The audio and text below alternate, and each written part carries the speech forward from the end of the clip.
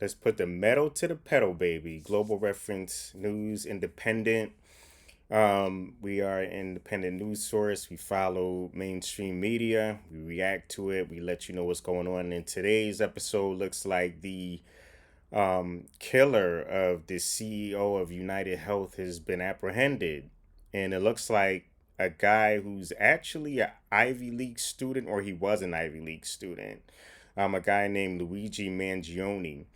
And so right now, it looks like we actually have some headline news. Let's go into that to see what they are saying. Let's run it back a little bit.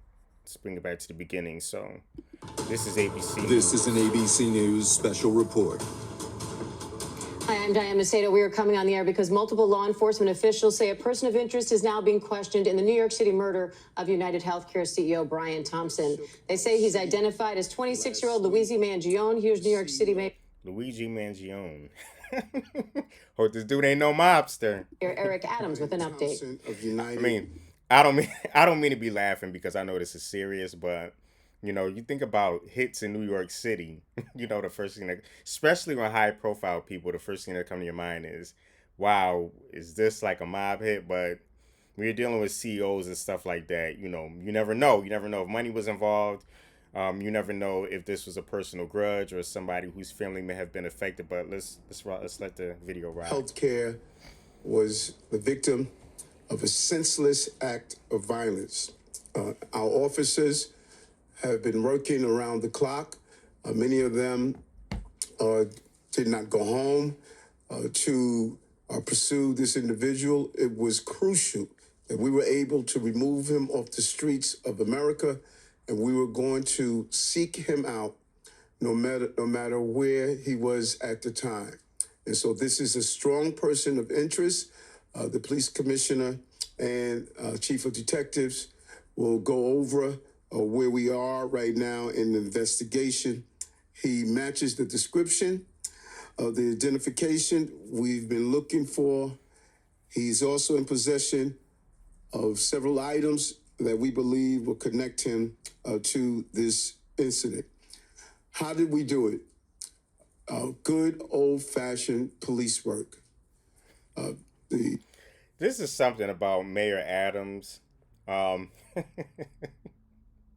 Maybe I should just hold my thoughts on Mayor Adams for later on. The chief of detectives and the police commissioner made the decision to release as much of a photo that we had at the time. We sent it across the country, and someone, a McDonald's employee, did something we ask every American to do.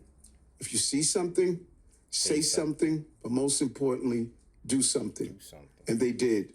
And because of that, we believe we have a strong person of interest to deal with this case. Dude is like laughing, like you see that. Now I heard that shot was taken like moments after the assassination attempt, and he's like all giddy.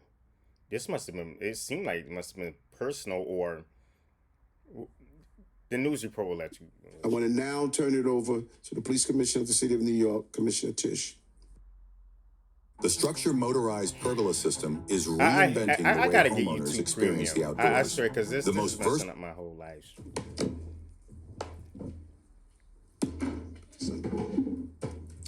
Thank you, Mayor. Good afternoon, everyone. Earlier this morning in Altoona, Pennsylvania, members of the Altoona Police Department arrested Luigi Mangione, a 26-year-old male, on firearms charges. At this time, he is believed to be our person of interest in the brazen targeted murder of Brian Thompson, CEO of United Healthcare, last Wednesday in Midtown Manhattan.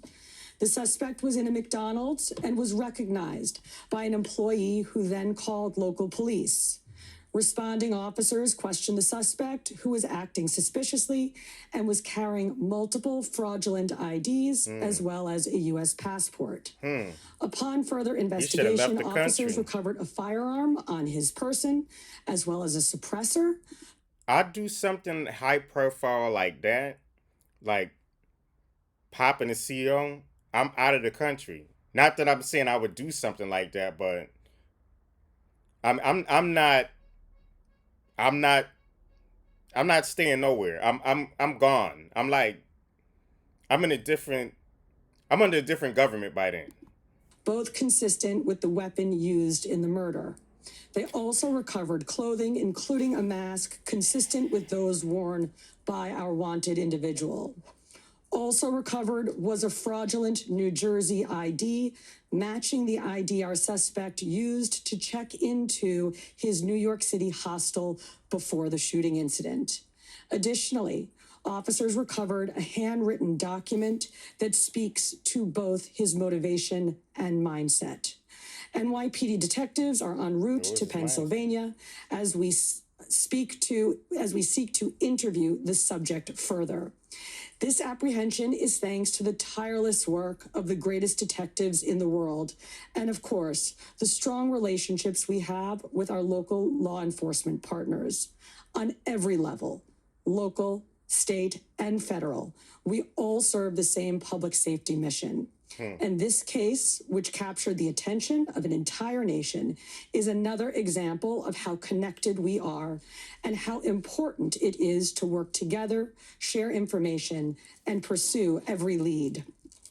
One of the things, real quick, I was listening to a different YouTuber make this point, how there's a lot of like unsolved mysteries as far as like, people of color. Not that I'm trying to make this a racist thing, but with as many cameras as there are around, especially in New York City or LA or Atlanta, like there's a lot of murders that just go like unsolved, and people say, well, we couldn't, figure it out. But this guy who's worth multi-millions, it got figured out. It probably was figured out a whole lot quicker than we think it is, but it got figured out. For just over 5 days, our NYPD investigators combed through thousands of hours of video, followed up on hundreds of tips, and processed every bit of forensic evidence, DNA, fingerprints, IP addresses, and so much more to tighten the net. We deployed drones, canine units, and scuba divers. We leveraged the domain awareness system, Argus cameras, and conducted aviation canvasses.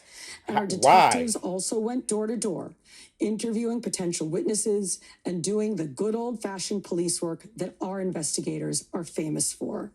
This combination of old school detective work and new age technology is what led to this result today. And we must also acknowledge the instrumental role the media and the public played in this case. The images that we shared with the public were spread far and wide, and the tips we received led to the recovery of crucial evidence. We should never underestimate the power of the public to be our eyes and our ears in these investigations. This is the third time in 3 weeks that a member of the public has seen something and said something and done something that led to a high-profile arrest. The triple stabbing homicide in Manhattan, the gunpoint robberies in Queens during which an NYPD officer was shot, and now this. Now, the case will continue through the criminal justice process, and while we are proud of today's accomplishment, we must, of course, remember that a family is in mourning. It's crazy that anybody would want to do a murder these days. Like, as many cameras as there are all around is like, for what? I want to again extend... But then again, there's an article I'm going to bring up after this from New York Post, and I think he just crashed out. Like, he didn't care like what the heck happened. He was on a mission and that was just it. My sympathies to Brian's family, his co-workers, and all who knew him. His life probably ended when he lost whoever he lost. I want to thank the women and men of the NYPD, especially our Detective Bureau personnel, with a strong assist from our intelligence analysts. We also thank the SAC of the FBI's Criminal Investigative Division, Leslie Rodriguez-Bekshies.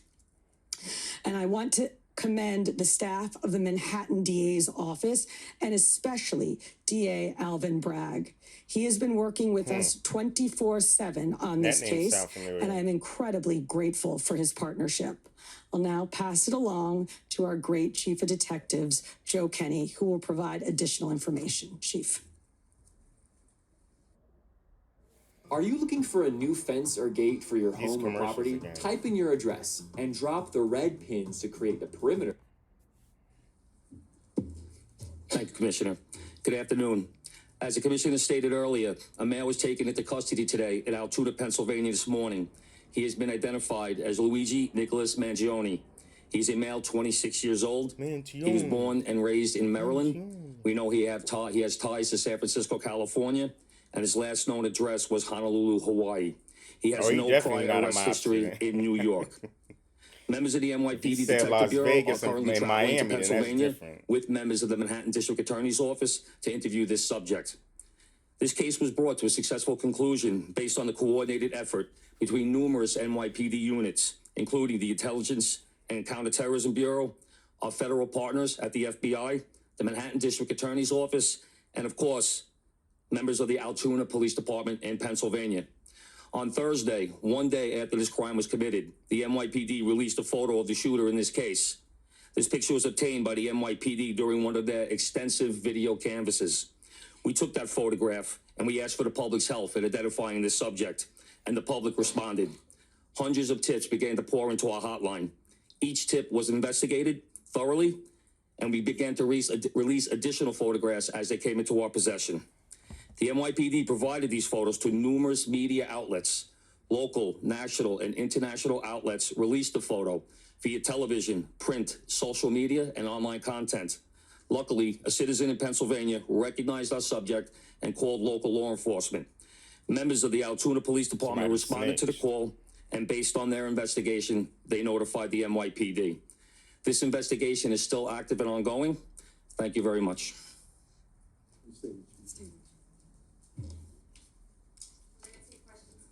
Shooting first, and then we'll.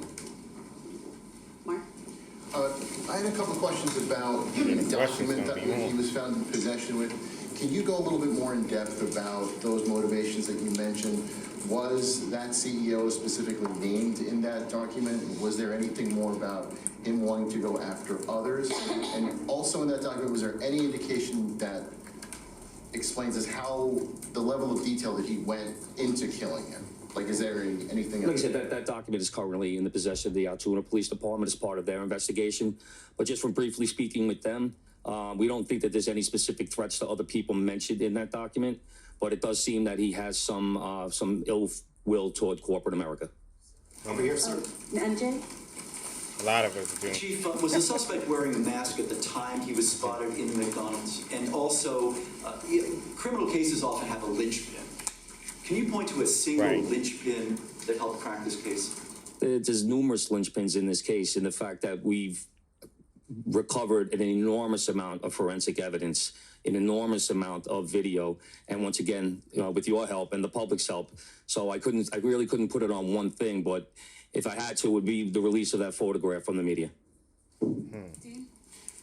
You said he had a passport on him. Do you believe he was trying to flee the country? And also, are you still looking for any evidence in Central Park in regards to the bike? We had divers in the water yesterday that came up negative results. The passport, we don't believe that he was planning on doing any traveling at this time. We don't think at this point in our investigation, we don't think he was trying to flee the country. He should have been. Were they buying food? What were they doing at that exact moment? He was an employee at the McDonald's. He's working at McDonald's.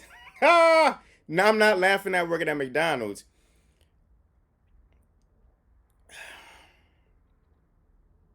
My face is plastered all on every major news network: CBS, NBC, ABC, Fox, CNN, the Spy Network, Spice at Night. My face is on national TV. I'm going to work at McDonald's tomorrow.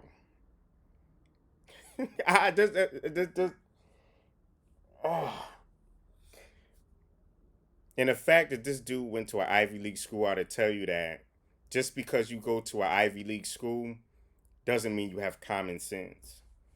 Like, you just committed the biggest murder of the year. Like, you closing out 2024.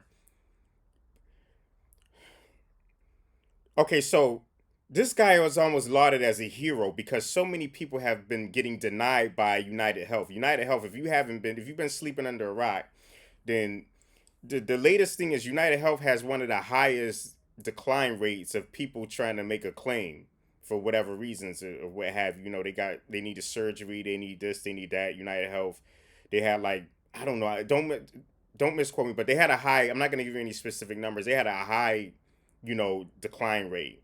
And so this dude was kind of being seen as a hero because even TikTokers, whatever, the police reached out to a TikToker and said, "Can you help us?"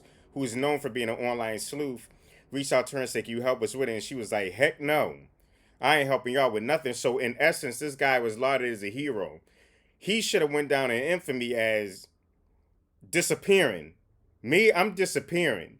And he kind of has like an ambiguous look. So he could probably go to Mexico. He can go to Lebanon. He can go anywhere. You know what I mean? To Europe, Italy, Spain. He has kind of like an ambiguous look. So he'd be able to blend in almost anywhere. Maybe not Africa. Well, South Africa maybe. But he should have disappeared. I do this, I'm gone. Y'all gonna be reading about me in one of them books. Like the dude, like the dude who jumped off the airplane and disappeared for like 50 years. DB Cooper, or whatever his name. I can't remember his name, but he disappeared. He was sitting there reading.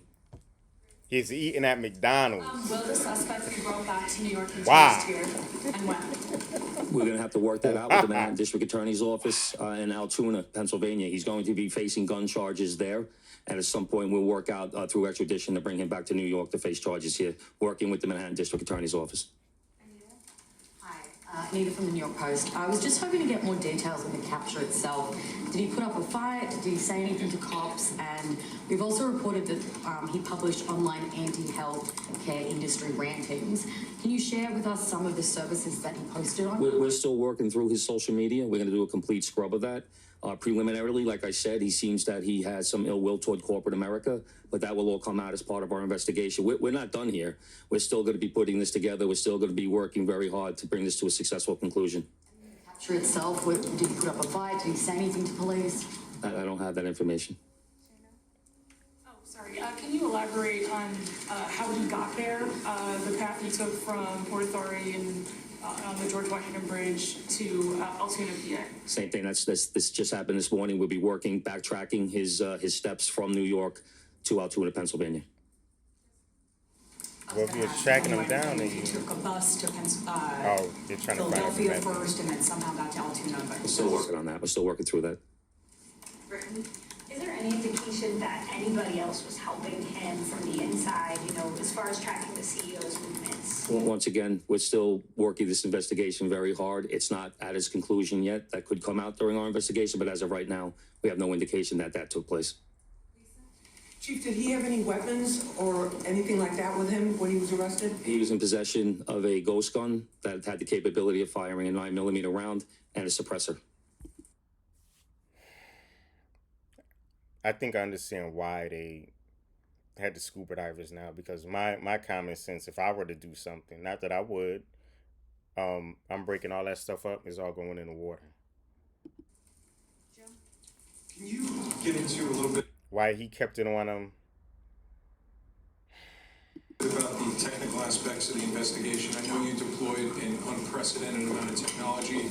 You also activated the Sentry program through Intel. Can you talk about how that is going to play into actually building the case as far as cell phone and all of the other technical aspects of what you've done? In this case, it really came down to technology was the use of drones in Central Park, and really comes down to the video canvas that we did. We used every source of video that we could collect, hundreds and hundreds and hundreds of hours from hundreds of sources, and that helped bring this to where we are right now. As top directors, our goal is not only to make travel as... I think that should be my next investment. The gun is it believed to be the gun he used in the shooting? And there was some talk that it was a veterinarian type gun. Is that accurate? No, as of right now, the information we're getting from Altoona is that the gun appears to be a ghost gun, may have been made on a 3D printer, the capability of firing a 9mm round. Obviously, that will come out during our ballistics testing. Oliver? Yeah, Oliver Barnes from the Financial Times. Do you have any indication like how long this handwritten, is it a handwritten manifesto that you found on the suspect? And then also whether or not he put it online at all? Don't know if it's online. As of right now, it's a handwritten 3-page document.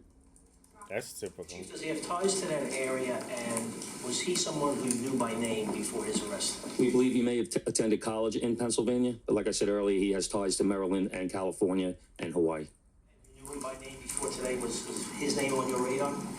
Excuse me? Was his name on your radar? Was he someone who you had been looking into before his arrest? No, we did not have his name prior to today.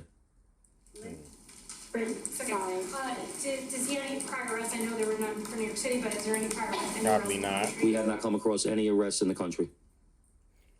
Most of them people who do stuff like that never been arrested before. On two things. They on just the ghost flip gun, out. Is it something you're going to be looking into to see if he made it himself and can he make that himself, or would he have to buy the gun the way it was? No, once again, that would be part of our investigation as we follow up.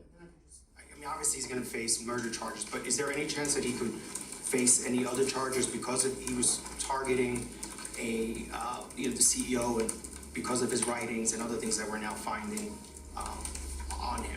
Federal charges or that determination will be made by Alvin Bragg. Yes, what connections does he have in Pennsylvania that you know of? Are they in Altoona specifically? We believe he attended college in Pennsylvania. Does he know anybody in Pennsylvania? Wouldn't be able to tell you that. All right, we're gonna take one more question on the shooting, Marla, and then we're gonna go.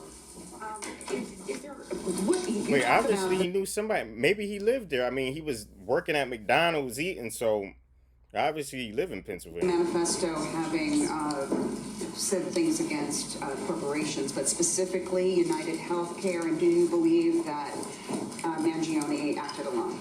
We believe at this point, our investigation is leaning toward he was acting alone.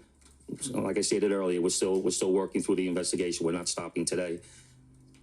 And as far as the manifesto, like I said, I don't have the complete details of that. It's in the possession of the Altoona Police Department. We're gonna shift to Good job, Chief. Commissioner, Chief Mangione.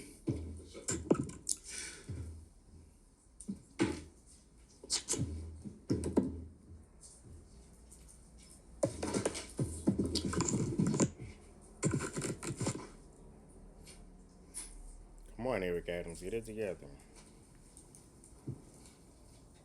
We've been listening there to New York City officials confirming a person of interest is now being questioned in the New York City murder of United Healthcare CEO Brian Thompson. They say he's identified as 26-year-old Luigi Mangione.